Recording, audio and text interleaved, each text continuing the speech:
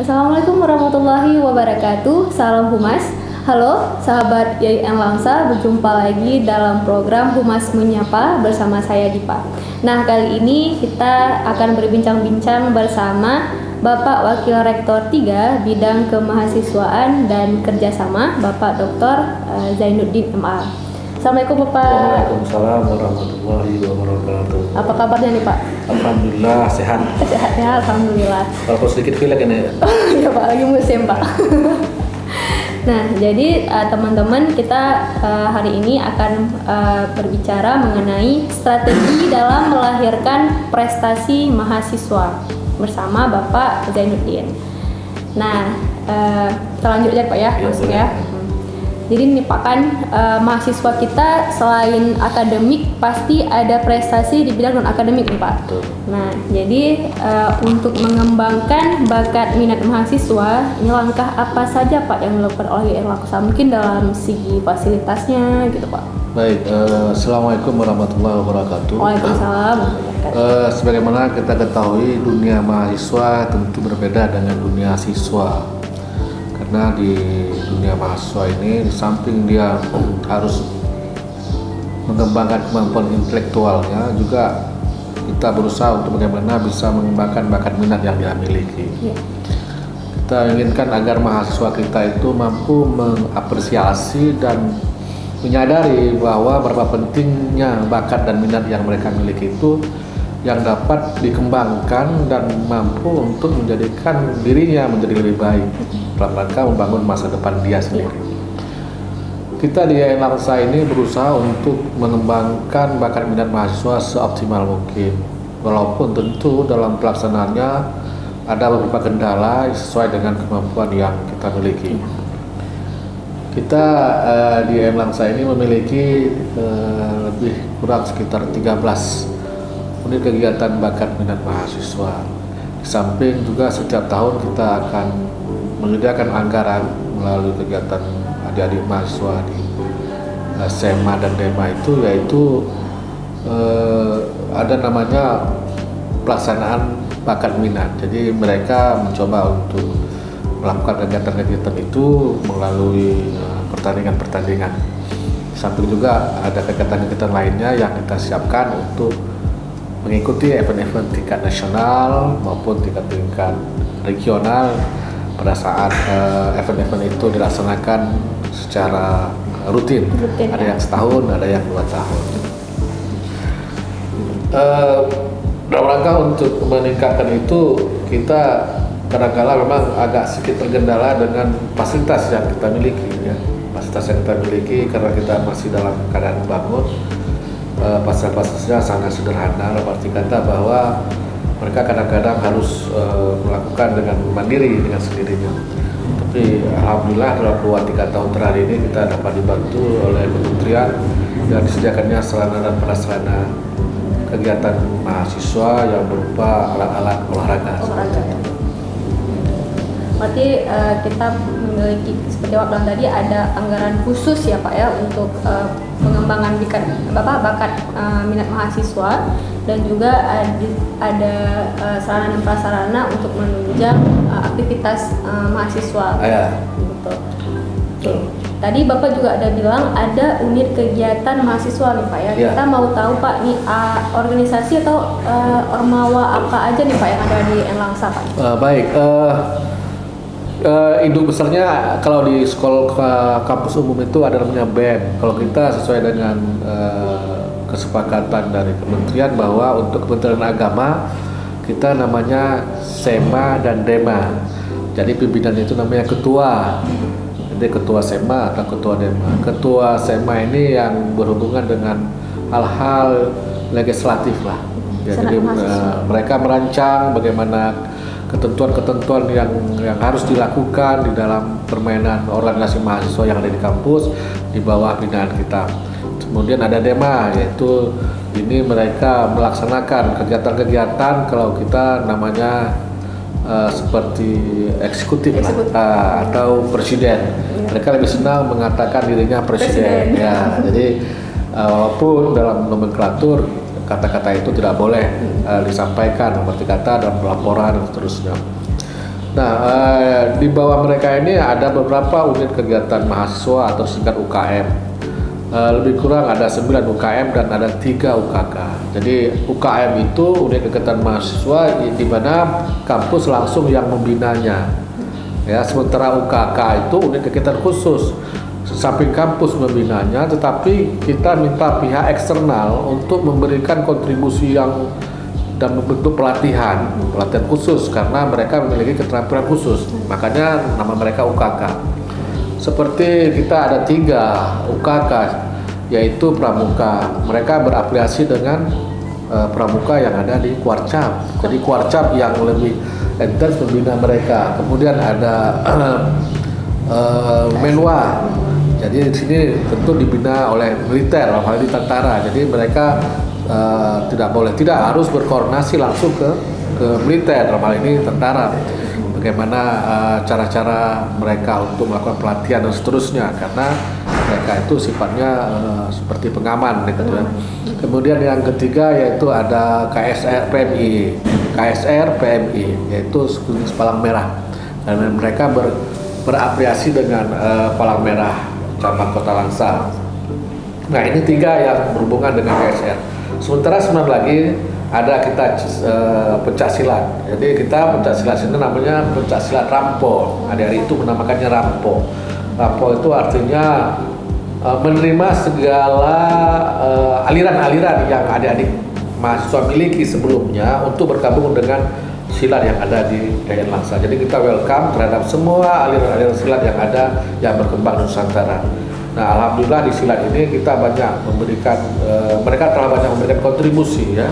Berapa pertandingan yang telah dilakukan di tingkat nasional, kita termasuk yang organisasi yang silat yang disegani, artinya selalu mendapat juara 1 ya. Sudah memiliki nama ya.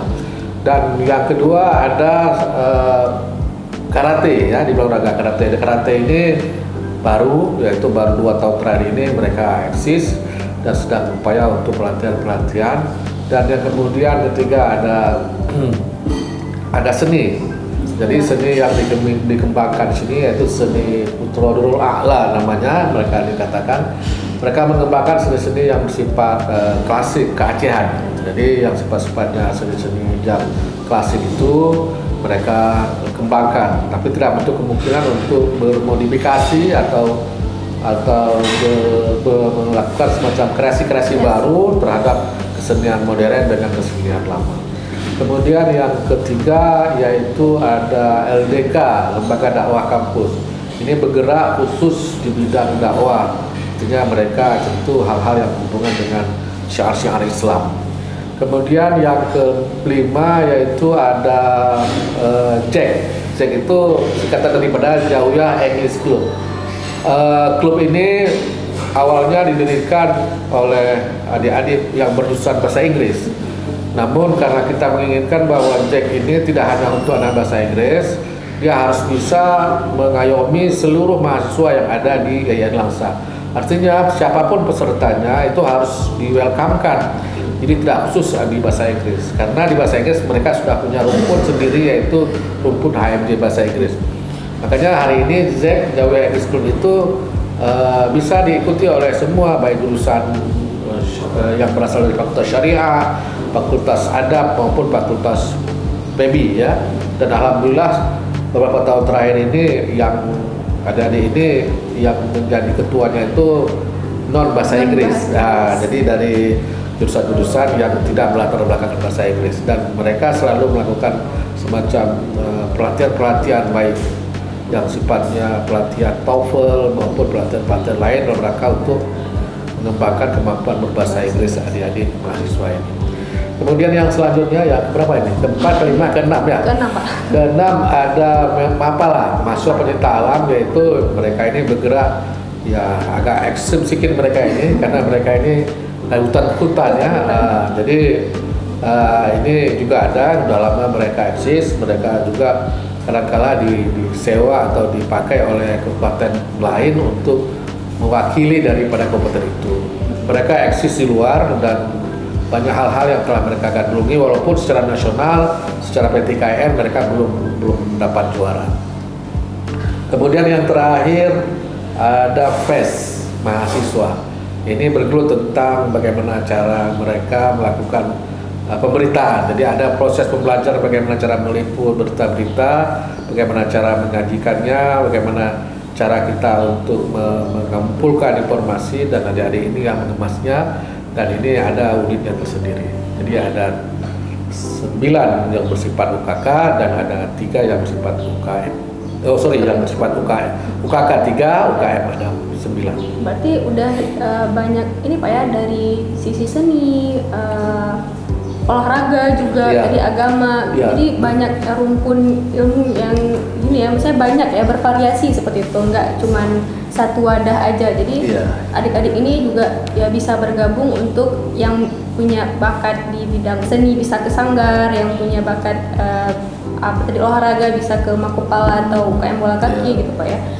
Nah, jadi selain ini kan Pak, mereka yang ada beberapa ormawa ini yang mungkin bisa bergabung dan bisa berprestasi di sini. Nah, jadi kemungkinan ada yang tidak ada unit organisasinya, mungkin ada yang berprestasi di bidang lain gitu Pak ya. Itu ada nggak Pak? Misalnya kan mereka yang berkompetisi di luar seperti itu, tapi tetap dari IAIN Langsa yang tidak ada unit organisasinya, itu ada nggak Pak? Pernah nggak Pak yang misalnya anak-anak ini berkompetisi terus disupport oleh IAIN Langsa? Ya, selama dia membawa nama IAIN Langsa, kita tetap mensupportnya dan tetap memberikan semacam perhatian yang sama dengan UKK UKM yang ada ini. Katakan misal kalau UKK silat berhasil juara 1, kita memberikan reward apa begitu. Demikian juga mereka, selama mereka memang membawa atau mengatasnamakan IAIN Langsa. Tentu mereka berangkat ada surat pengantar dari kita, ada surat tugas. Tapi kalau tidak, artinya misal dia mengikuti MTQ tingkat nasional, dia hanya membawa nama pribadi, namun dia ini memang mahasiswa kita, bukan membawa nama Corkala, tapi membawa nama kampung, itu tidak. Walaupun kita ketahui dia itu memang mahasiswa kita. Nah, mahasiswa IAIN Langsa menjuarai tingkat nasional MTQ umpamanya, tetapi dia membawa nama kampung, bukan nama Corkala, itu tidak kita fasilitasi. Tapi kalau dia membawa nama Corkala, seperti yang saya sampaikan tadi, itu kita fasilitasi sejauh yang kita mampu. Ada beberapa hambatan bagi UKK UKM yang bagi adik-adik yang mengikuti kegiatan-kegiatan yang tidak tergabung dalam salah satu UKM dari segi penganggarannya, karena mereka tidak memiliki anggaran yang khusus bagi kami untuk memfasilitasi mereka secara maksimal. Karena UKK UKM ini sajalah yang terdaftar itu yang memiliki anggaran khusus bagi mereka. Kita berusaha untuk mengembangkan UKK UKM lainnya. Ini saya sedang berusaha sudah 1 tahun belakangan ini untuk ada UKM semacam UKM Tilawatul Quran. Artinya semua yang berhubungan dengan Al-Quran, baik musabaqah Tilawatul Quran, baik qiraatul kutubnya dan hal-hal lainnya, itu di bawah naungan sebuah UKM ini. Dan sampai hari ini belum terbentuk. Mungkin ada kendala-kendala apa di lapangan. Tapi kemarin sebelum COVID itu sudah ada upaya untuk itu. Setelah COVID, sampai hari ini itu belum terrealisir. Karena untuk mendirikan sebuah UKM atau ormawa yang ada di Corkala ini itu ada prosesnya. Tidak harus, saya mau buat UKM ini Pak, langsung buat, langsung anggaran keluar. Tidak, dia harus memiliki prosesnya tertentu. Pertama, adik-adik ini harus melakukan semacam membuat proposal. Nah, membuat proposal kegiatan itu, tentu kegiatan itu di dalam proposal itu mencantumkan berapa jumlah anggota yang pasti yang sudah ada, kemudian ada pembinanya, ada pelatihnya. Nah, setelah 1 tahun mereka berlatih secara rutin, maka kita lihat, kita pantau sama 1 tahun itu, apakah benar mereka ini berlatih, apakah memang ada minat mahasiswa untuk mengikuti ormawa yang baru ini. Jika memang ada minat mahasiswa yang mengikutinya, kita lihat dari proposal awalnya, sebelumnya dicalonkan cuma 25 orang, kemudian setelah akhir tahun kita lihat ada lebih daripada 25 orang, katakan 30, maka kita upayakan untuk bisa menjadi UKM. Maka nanti setelah dapat lisensi dari SEMA dan DEMA, kemudian nanti akan diajukan lagi kepada kami untuk kami sebuah semacam rekomendasi untuk disahkan menjadi sebuah UKK atau UKM yang nantinya akan kita usulkan anggarannya setiap tahun. Berarti ada prosedurnya Pak? Ada prosedurnya, jadi tidak serta-merta kami mau buat UKK tenis meja karena ada sudah 5-6 orang, Pak kami mau UKK langsung jadi, tidak. Jadi harus ada prosesnya karena kita khawatir pada awalnya semangat anak-anak ini, tapi setelah 2-3 bulan ke depan mereka menjadi tidak semangat lagi, sementara pemerintah telah memberikan anggaran untuk itu. Makanya anggotanya itu kita usahakan harus meningkat, jangan berkurang ya. Nah, karena anggaran yang diberikan kepada adik-adik itu relatif sesuai lah dengan kebutuhan mereka. Oke, baik Pak. Nah tadi juga Bapak ada sebut masalah reward Pak. Ya, kita juga mau tahu Pak, yang langsung memberikan reward apa nih Pak untuk mahasiswa-mahasiswa berprestasi? Jadi bagi mahasiswa yang berprestasi itu secara pembinaan bersifat finansial kita memang tidak ada anggaran khusus untuk itu selama ini, tapi kita berusaha untuk menciptakannya itu, apakah melalui sumbang atau swadaya daripada kami para pimpinan-pimpinan inti untuk memberikan penghargaan itu.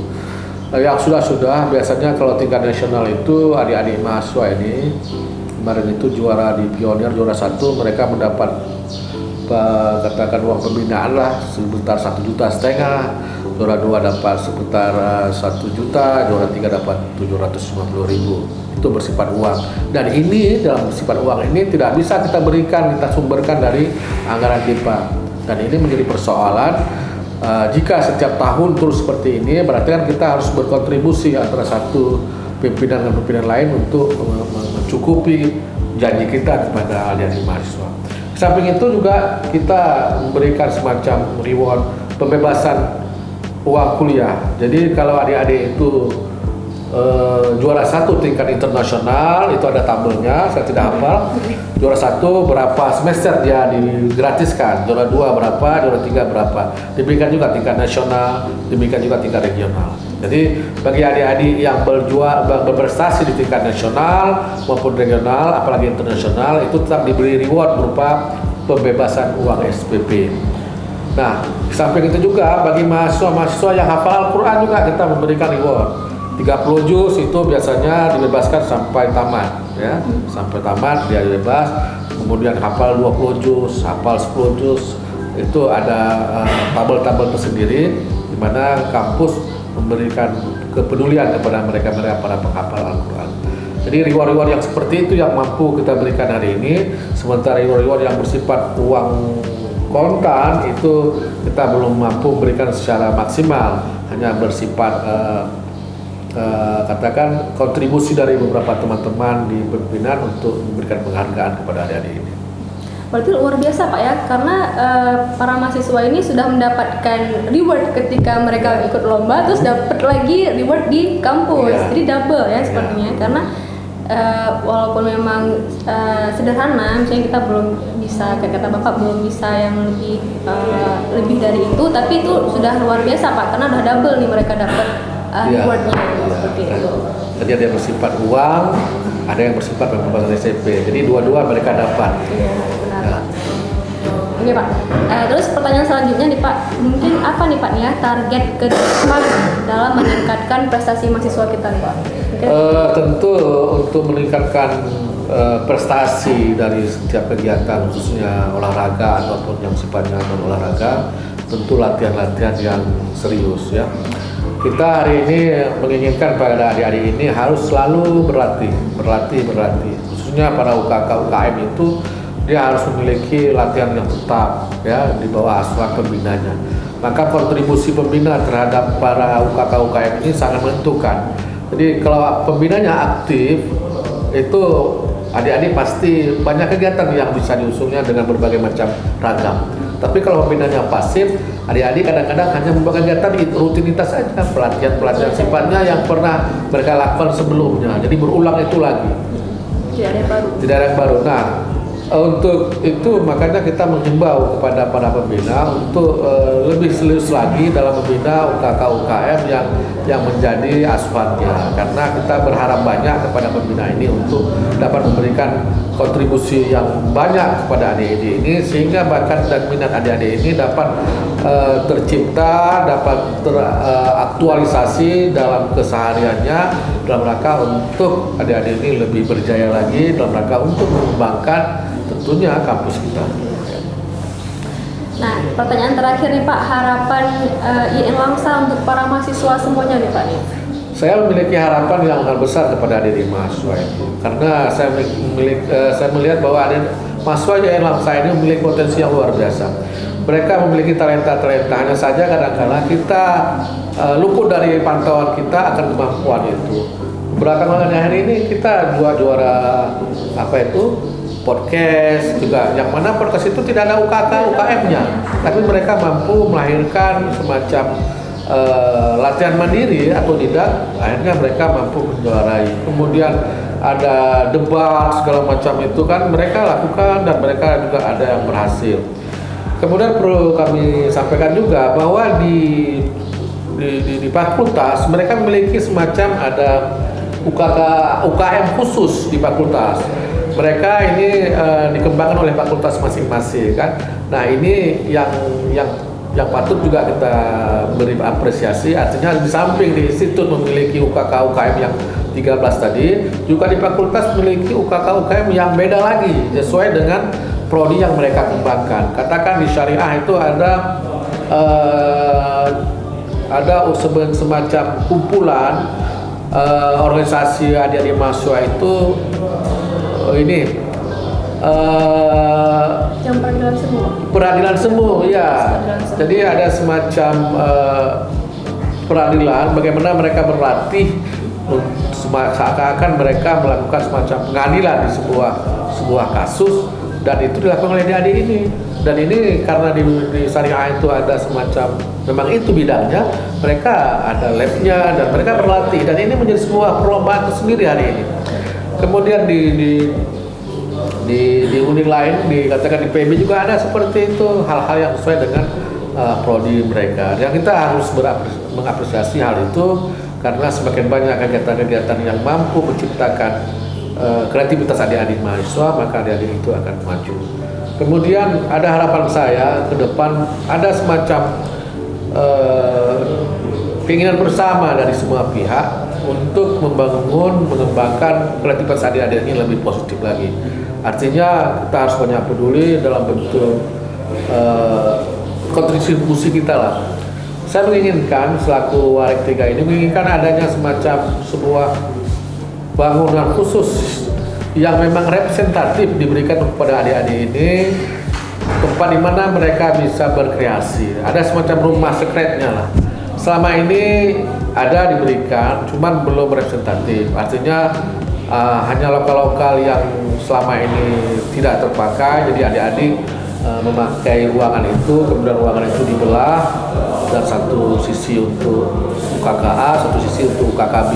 Dan ini kurang representatif karena kesannya masih sempit, dan adik-adik merasa kurang bersemangat untuk membangun ruangan mereka itu menjadi layaknya sebuah sekretariat dalam sebuah organisasi. Jadi harapan saya ya ke depan bagaimana kampus bisa memberikan kontribusi ruangan khusus. Jadi ada ruangan, katakan ruangan sekretariat kegiatan Ormawa mahasiswa. Jadi ada ruangan besar di mana adik-adik di situ bersama-sama untuk melakukan kegiatannya sesuai dengan kreativitas yang dikembangkan. Jadi bisa bebas bergerak juga Pak? Bisa bebas bergerak. Ini selama ini kan kita di belakang ini, ya ruangannya relatif sempit lah ya kan, dan agak susah kita pantau. Kalau di atas itu kalau siang panas, kemudian tidak ada punya aula khusus, sehingga kadang-kadang mereka harus berebutan untuk memakai aula yang kita miliki. Alhamdulillah kita miliki beberapa aula.